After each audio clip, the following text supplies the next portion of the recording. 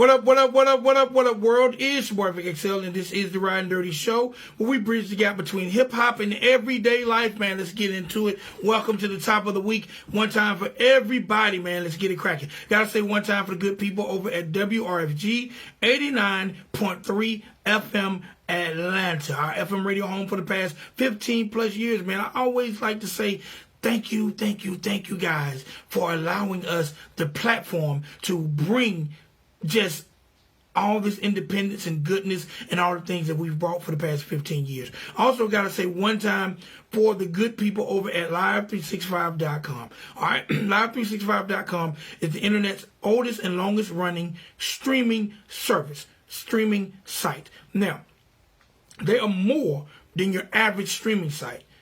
Let you guys know what they do. All right? They allow AM radio stations, left end of the dial of radio stations, smaller wattage radio stations. They allow them to partner up with them and use their server to broadcast via the World Wide Web. All right? Basically what that means is they allow internet radio stations to become media-based and allow artists to receive royalties and mechanicals for their music being played. All right? So we partnered up with Live 365 last year. Station logo. Once you click on the station logo, you have music 24 hours a day, 7 days a week, 365 days a year. Okay? Now, if you want to check us out via your mobile device, it's also just as easy.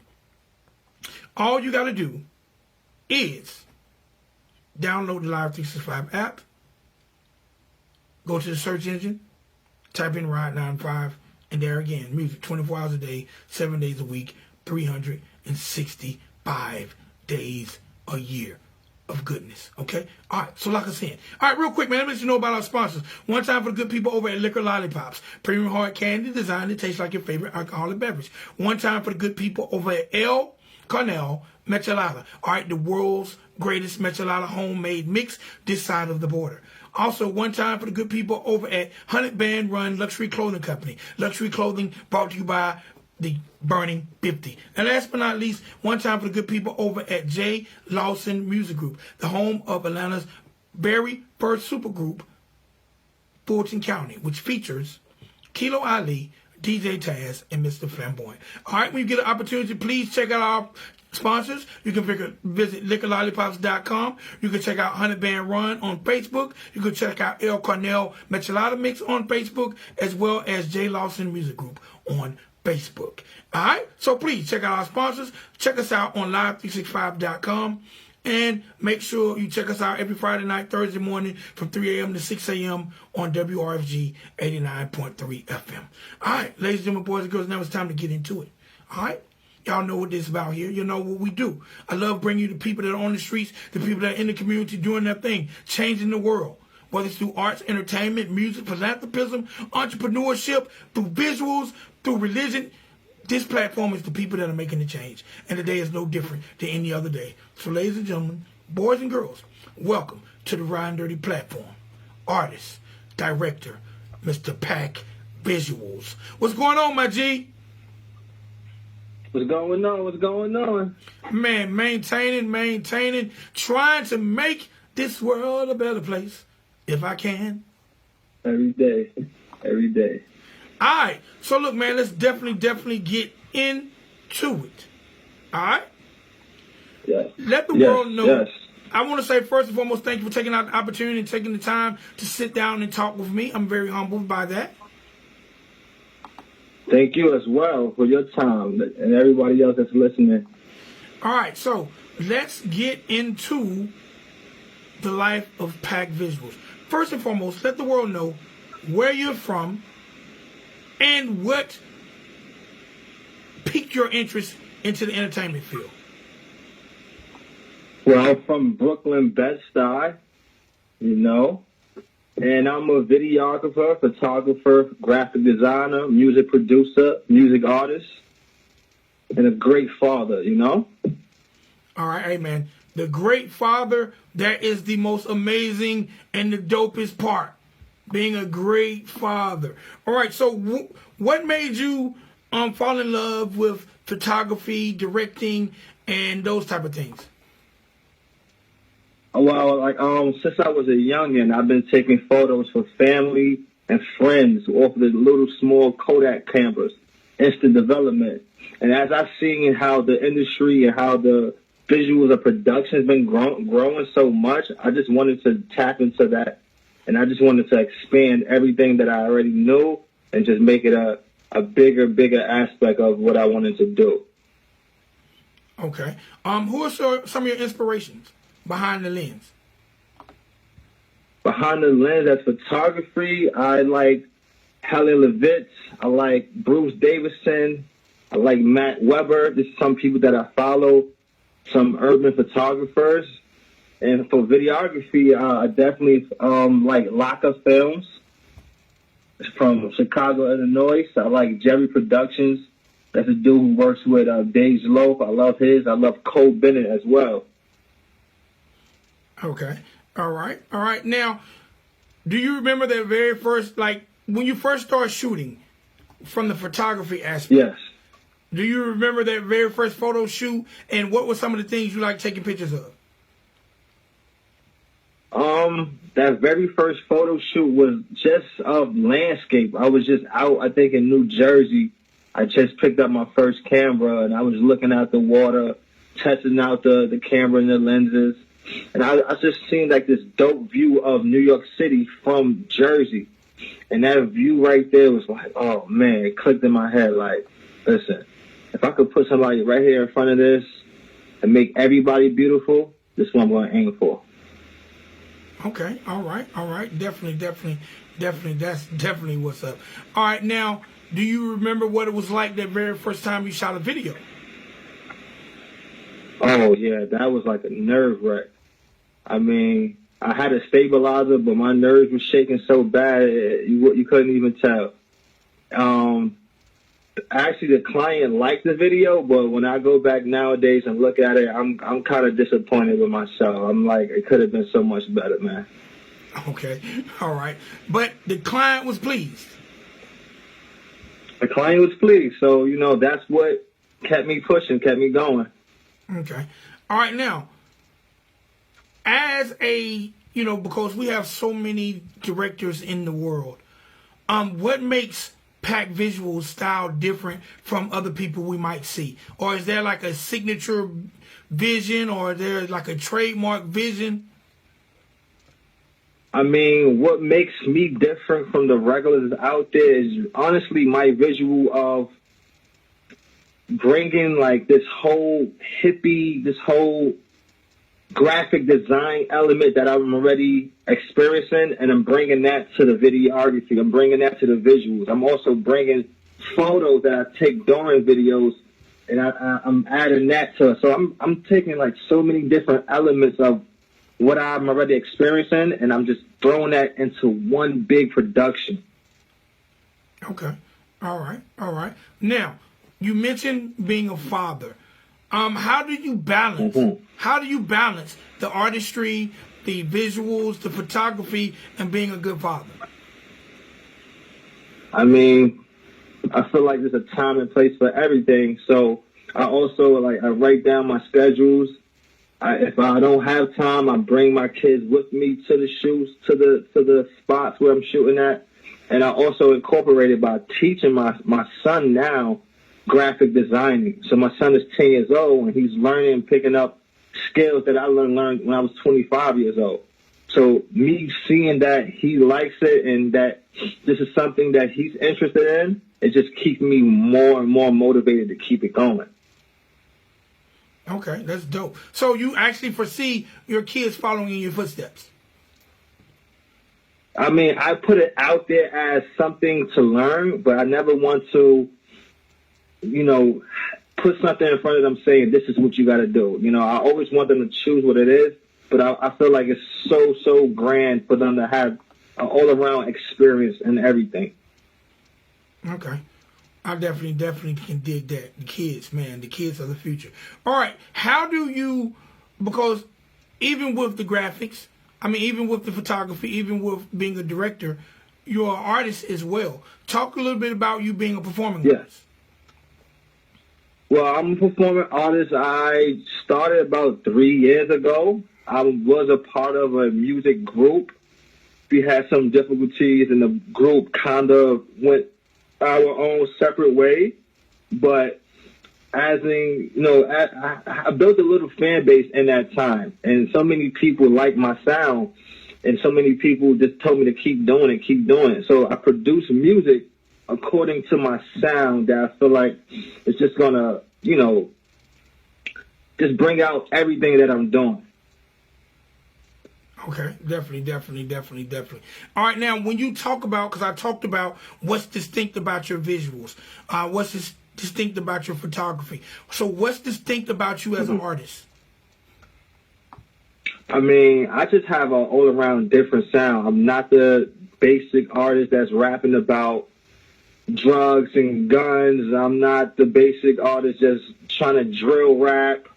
I'm just honestly taking my experience, my influences, and inspiration, and I'm trying to put it into this whole enjoyable music.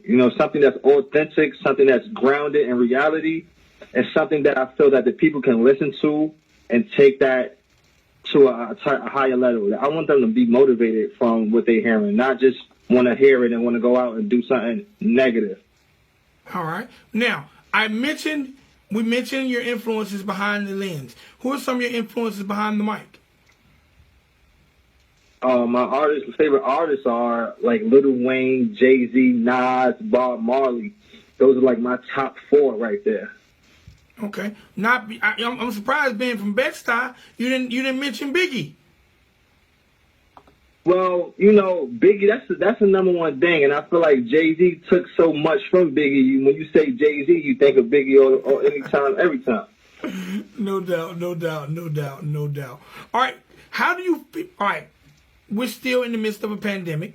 The numbers are slightly decreasing, but how have you been able to keep afloat on the visual side of things, the photography side of things, the video side of things during the pandemic?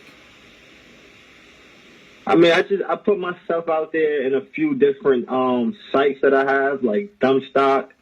Instagram has been a real good friend to me when it comes to building clients for videography and photography, but also just being out there, just shooting different things, just seeing people skateboarding, seeing them, giving them my name to my number, telling them that's work.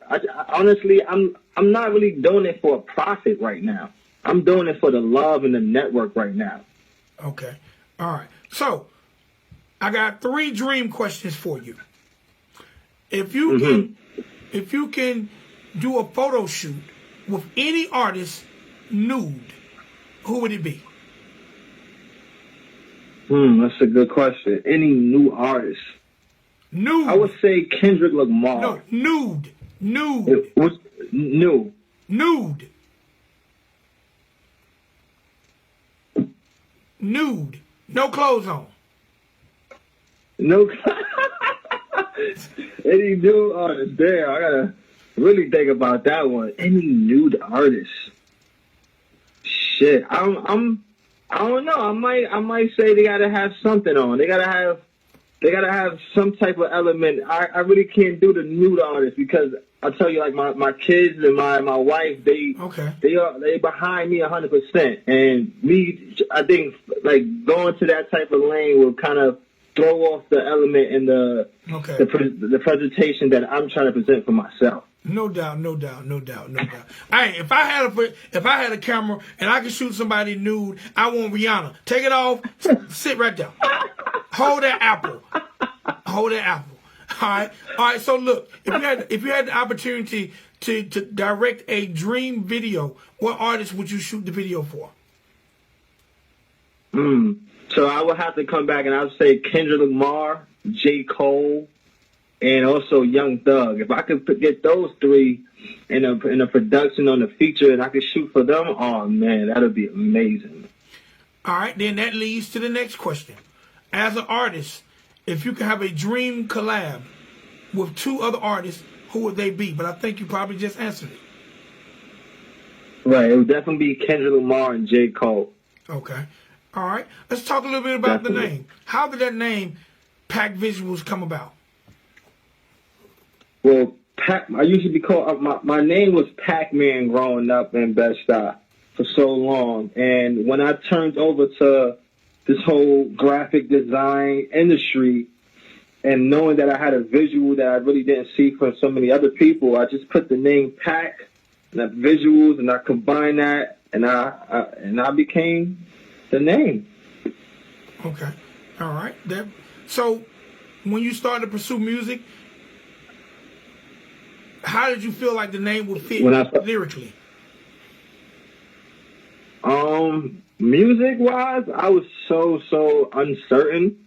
I felt like I needed to change the name to a more of a fitting artist name.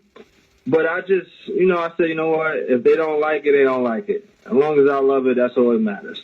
So I say, let me just stick with it from all aspects, from videography to music producing to music artists and to photography. I'm going to stick with the same name. And that's me. And you know what I think is dope? I think it's dope, especially if you're the type of artist that care about your lyrical content. You're painting pictures with the words. So I think it's dope. Ooh. I think it's dope.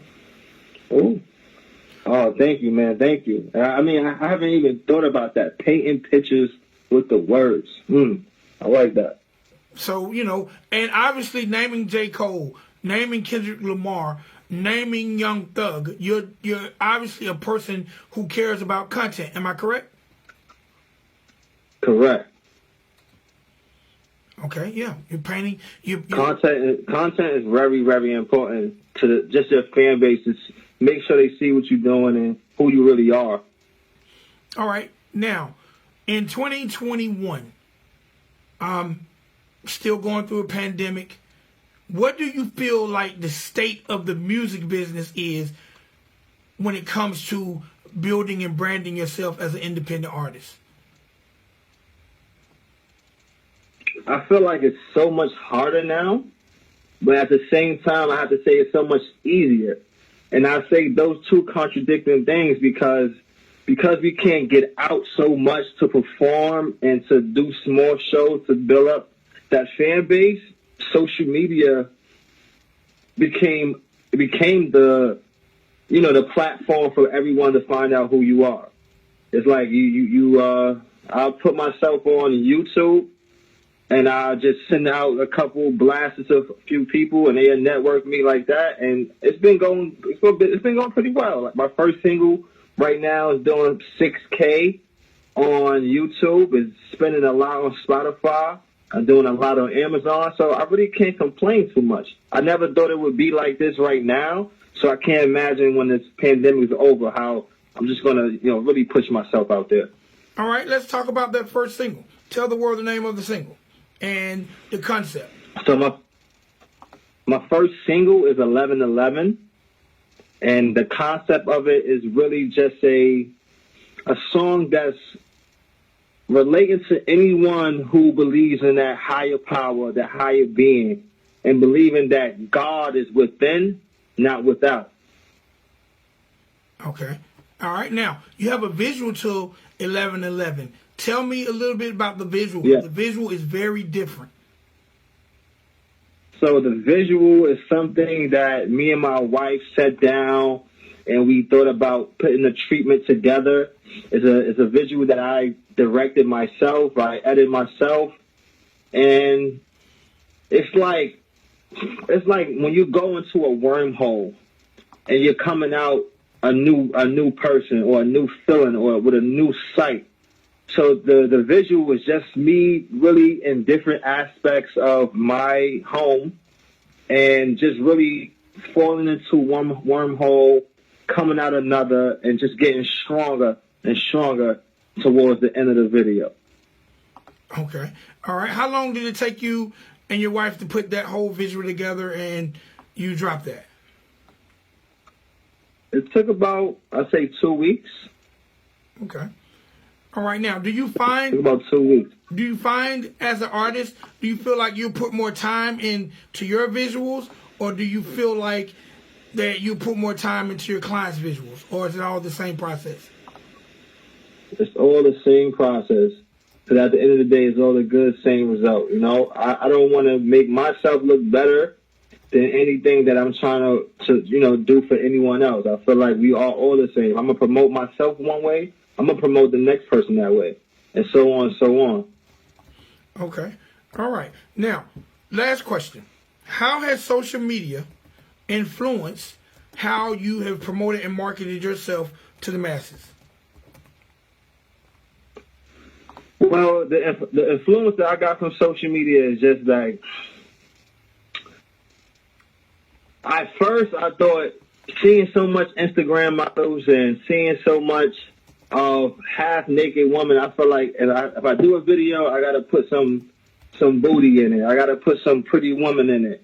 And after a while, I'm realizing that, it's too much of that. So I'm just trying to put the aspect of new retro feeling, new hippie looks, styles, and colors.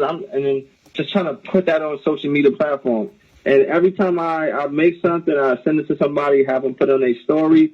And the surprising results that I've been getting back are wonderful. Okay. Definitely. No doubt. I love when people put social media together and put it to good use to help benefit their career and push their career forward.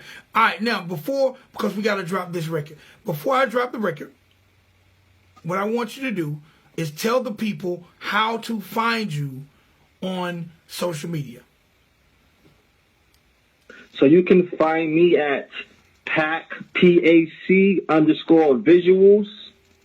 That's on Instagram. You can also find me at Pac Visuals Productions on Instagram. You can also type in Pac Visuals on YouTube, Spotify, Amazon. You'll see me there. Listen to my contact. Support the love. All right, introduce the record, my G. All right, this is Pac Visuals. This is my debut single, 1111. God is within. Trust nobody but yourself. Look high and bless the universe. Let's get it.